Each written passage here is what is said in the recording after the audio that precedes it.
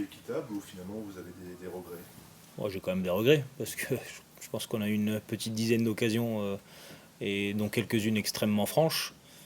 Un but refusé qui peut poser un petit peu de questions.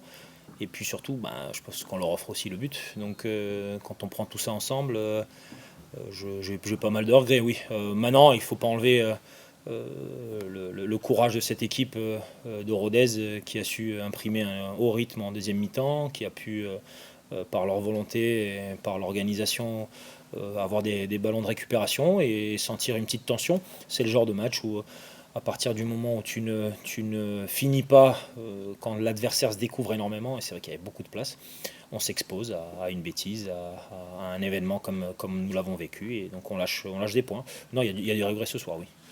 J'ai trouvé quand même qu'il y avait eu moins de maîtrise. Par exemple, si on compare le nul à Dijon Oui. et celui de ce soir, j'ai trouvé qu'il y avait moins de justesse dans beaucoup de domaines. Il y a eu moins de maîtrise. Oui, clairement. Après, voilà, le terrain, c'est pas simple. Ça va pas très vite le ballon. C'est pas facile d'enchaîner les passes de bonne qualité. Et puis il y a un contexte qui fait qu'il y a une équipe en face qui cherche à créer le duel, à mettre un jeu en place, et qui se laisse pas marcher dessus. Donc voilà, il y a eu une dynamique. Je suis d'accord sur on va dire, la gestion de notre jeu et de notre domination dans l'espace, mais par contre, on a plus de casques qu'à Dijon. Et sur le moment, sur les dernières demi-heures, il y a Amir qui est tout seul, il y a Jamal qui est tout seul devant le gardien, il y a la tête.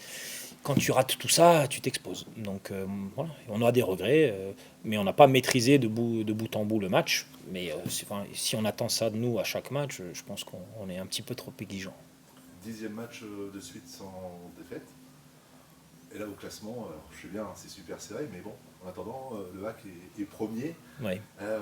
On en viendrait presque finalement à faire un petit peu la fine bouche, c'est incroyable.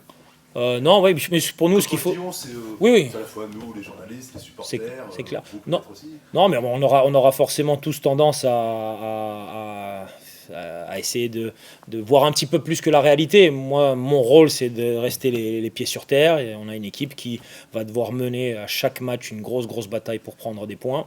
Et le classement est anecdotique aujourd'hui, parce que je pense que nous aurions bien préféré avoir 3 points et ne pas avoir la première place au classement. Mais il faut qu'on continue notre bonhomme de chemin. Il faut qu'on apprenne à tuer des matchs quand l'équipe adverse s'ouvre et se découvre et on a beaucoup d'espace. Et ça, on n'y arrive pas très bien.